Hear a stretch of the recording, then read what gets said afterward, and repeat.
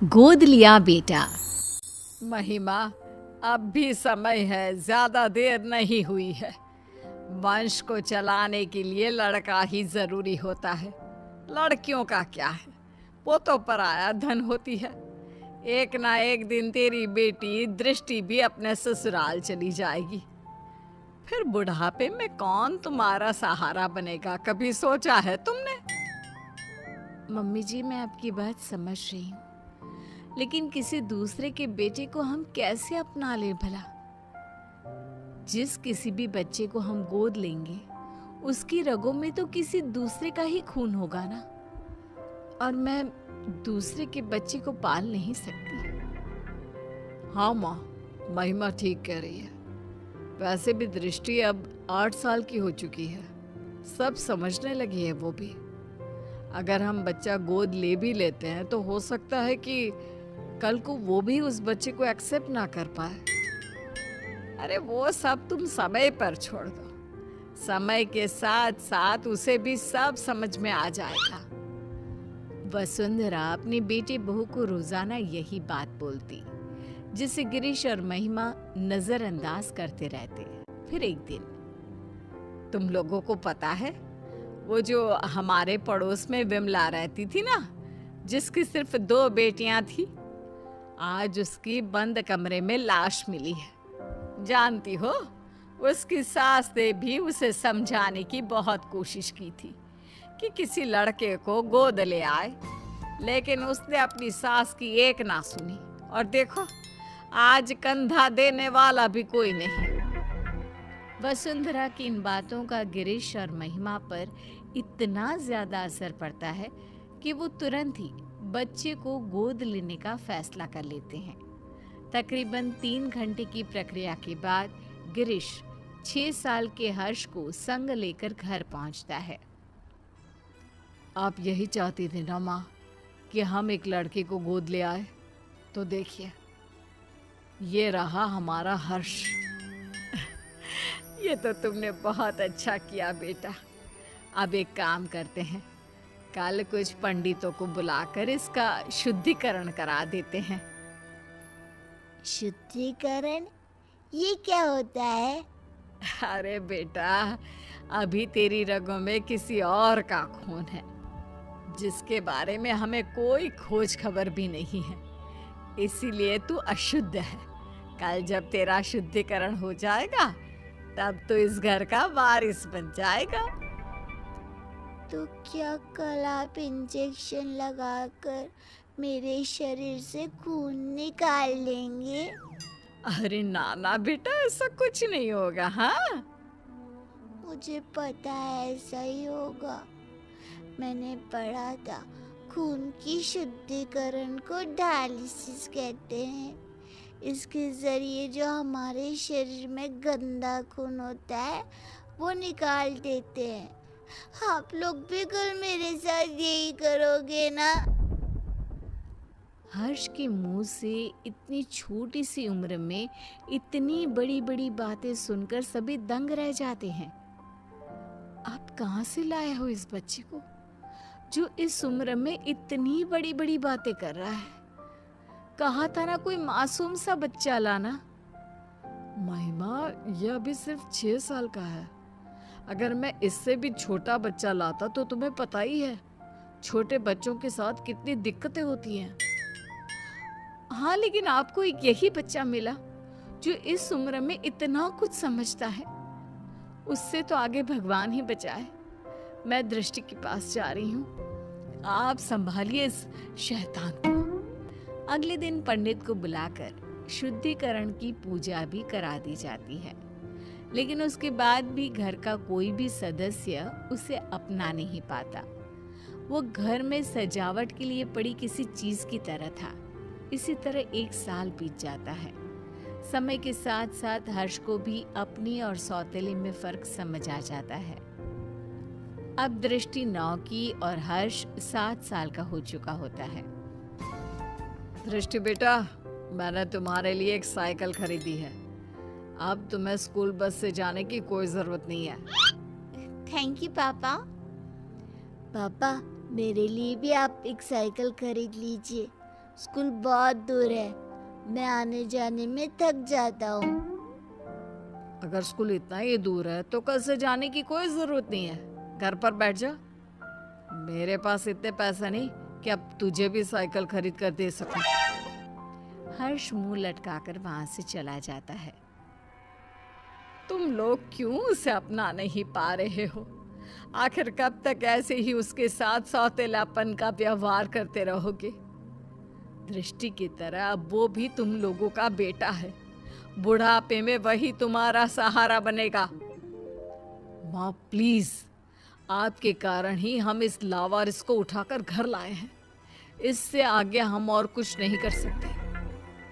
ऐसा तो तुम उसकी जिंदगी बर्बाद कर रहे हो बेटा। अगर आपको ऐसा ही लगता है तो छोड़ आइए इसे वहीं जहां से ये आया था। तुम्हारे अंदर की इंसानियत कहाँ मर गई? जब से आया है तब से लेकर आज तक तुमने उसे कभी एक बाप का प्यार नहीं दिया। जरा सा भी तरस नहीं आता तुम्हें उस पर। माँ प्लीज, ये सब बातें आप मुझसे ना ही करो तो बेहतर होगा। 2 दिन बाद आज हर्ष बहुत खुश होता है और उछलते हुए अपनी माँ के पास आता है। माँ, माँ मेरा रिजल्ट आ गया। देखिए, मैंने अपनी पूरी क्लास में टॉप किया है। तू मुझे क्यों माँ बुला रहा है? मैं तेरी माँ नहीं हूँ, समझा? अरे क्यों डांट रही है बच्चे को? माँ ही तो है तू उसकी। सगी माँ नहीं हूँ मैं इसकी, जो ये इस तरह बार बार मुझे माँ माँ बुलाता रहता है। ये सगी माँ कौन होती है? क्या माँ भी कभी सगी और पराई होती है? लो, फिर शुरू हो गया। माँ जी, आपने ना इसे बहुत सर पर चढ़ा रखा है। अब आप ही संभालिए इसे। दृष्टि स्कूल से आती ही होगी, मुझे उसके लिए खाना भी बनाना है। इतना कहकर महिमा वहां से चली जाती है। दादी, कोई मुझे प्यार क्यों नहीं करता? सब दीदी से ही क्यों प्यार करते हैं? अरे ना ना बेटा, ऐसी कोई बात नहीं है। दृष्टि बड़ी है ना, इसलिए बस सबको उसकी फिक्र लगी रहती है। फिक्र और प्यार दोनों में अंतर होता है दादी।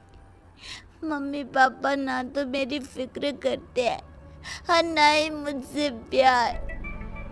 7 साल के बच्चे की ये बातें सुनकर वसुंधरा खामोश खड़ी रह जाती है।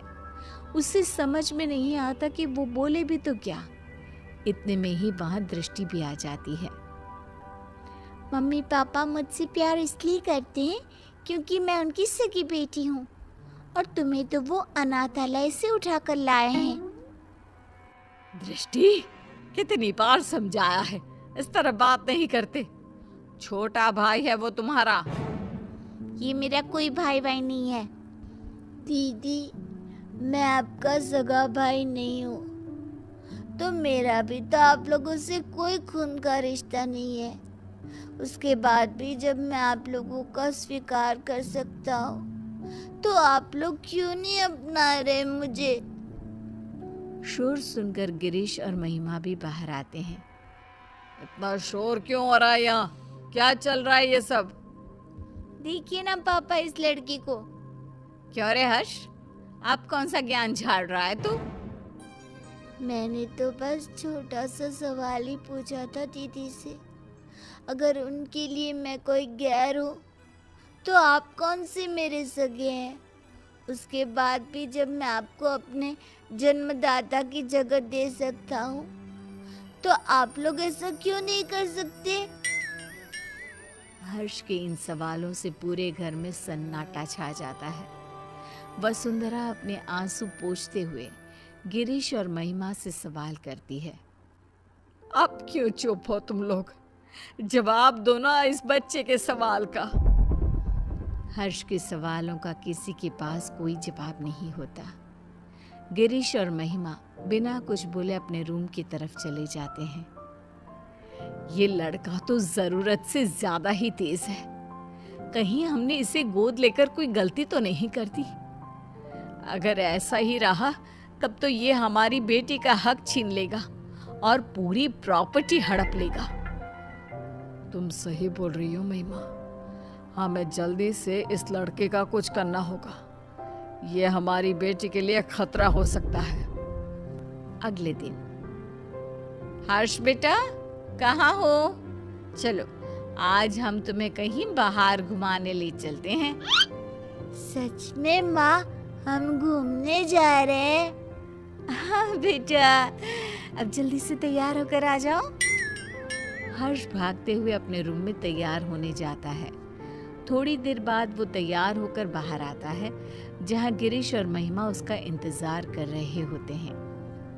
मम्मी पापा, हम कहाँ जा रहे हैं? आज हम तुम्हें मेला दिखाने के लिए लेकर जा रहे हैं। कल तुम्हारे सवालों ने हमारी आंखें खोल दी, इसलिए अब हम तुम्हें अपने सगे बेटे जितना ही प्यार देंगे।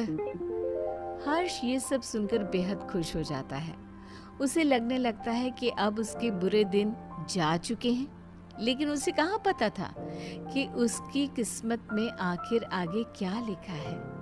वे सब मेले में पहुंच जाते हैं। हर्ष बेटा, झूला झूलोगे? हाँ मम्मा, मुझे झूला झूलना बहुत पसंद है। ठीक है, तुम जाकर झूला झूल लो, हम लोग तुम्हारा यहीं इंतजार करते हैं। हर्ष चला जाता है। यही अच्छा समय है, अब हम घर चलते हैं, इसका काम तो हो गया। सही कहा तुमने। मेला घर से इतना दूर है कि ये वापस लौटकर कभी नहीं आ पाएगा। गिरीश और महिमा वहां से चले जाते हैं। हर्ष जब वापस लौटता है तो उसे वहां कोई नजर नहीं आता। वो पागलों की तरह अपने परिवार वालों को ढूंढता है।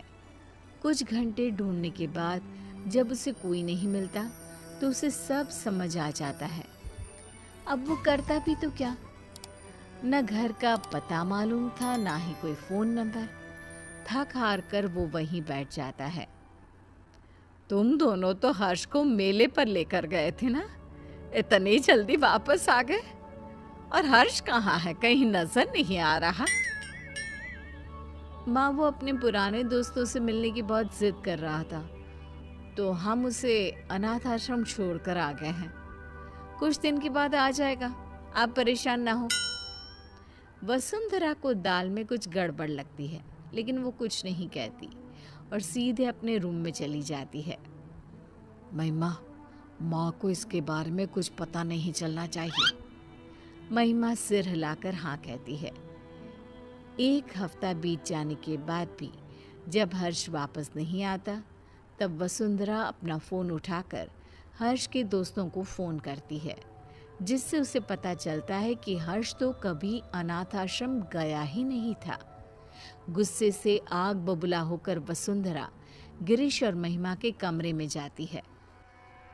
हर्ष तो अनाथ आश्रम गया ही नहीं, फिर तुम लोगों ने मुझसे झूठ क्यों बोला? कहाँ है मेरा पोता, बताओ मुझे। माँ जी, वो आपका पोता नहीं है। मुझे सिखाने की जरूरत नहीं है। जितना पूछा है सिर्फ उतना ही जवाब दो। माँ, वो हम लोग हर्ष को उस दिन मेले में ही छोड़कर आ गए थे। हमें नहीं पता कि अभी वो कहाँ है। क्या? उस छोटे से बच्चे को तुम मेले में ही छोड़कर आ गए, ये जानते हुए भी कि वो अभी सिर्फ 7 साल का है। न जाने किस हाल में होगा वो मासूम। तो और क्या करते मम्मी जी, उसका ठेका थोड़ी ना ले रखा है हमने। हम क्यों भला किसी और के बेटे के लिए अपनी बेटी का हक मारे। इस घर, परिवार और हमारे प्यार पर सिर्फ दृष्टि का हक है। अगर ऐसी ही बात है तो मैं तुम्हें याद दिला देती हूँ कि तुम भी कोई मेरे सगे बेटे नहीं हो। ऐसे ही किसी अनाथ आश्रम से मैं तुझे लेकर आई थी। अगर उस समय मैं भी यही करती तो आज तुम भी दर दर की ठोकरें खा रहे होते। मैं नहीं जानती थी कि तुम दोनों की सोच इतनी छोटी भी हो सकती है। वसुंधरा की बातों से दोनों का सिर शर्म से नीचे झुक जाता है। उन्हें अपनी गलती का एहसास तो हो चुका होता है, लेकिन अब शायद बहुत देर हो चुकी होती है। दोनों हर्ष को ढूंढते हुए उसी मेले की तरफ पहुंच जाते हैं, लेकिन वहां उन्हें सिवाय सन्नाटे के कुछ नजर नहीं आता। अगले दिन गिरीश और महिमा फिर से उसी मेले में हर्ष को ढूंढने जाते हैं। क्या हुआ साहब, किसी को ढूंढ रहे हो क्या? कुछ दिन पहले हमारे साथ एक बच्चा आया था ना, जिसने झूला भी झूला था। आपने उसके बाद से कहीं देखा उसे? नहीं, उसके बाद मैंने उसे देखा तो नहीं, लेकिन उस दिन बहुत रो रहा था बेचारा। रात तक यहीं बैठकर रोता रहा, फिर अचानक न जाने कहाँ गायब हो गया। गिरीश और महिमा आगे बढ़ते हुए फिर किसी से पूछते हैं। आप जिस बच्चे को ढूंढ रहे हो ना, वो तो 2 दिन पहले ही मर चुका है। बेचारा पिछले कई दिनों से यहाँ रोज आकर अपने मम्मी पापा को ढूंढता था। कई दिनों से कुछ खाया भी नहीं था उसने।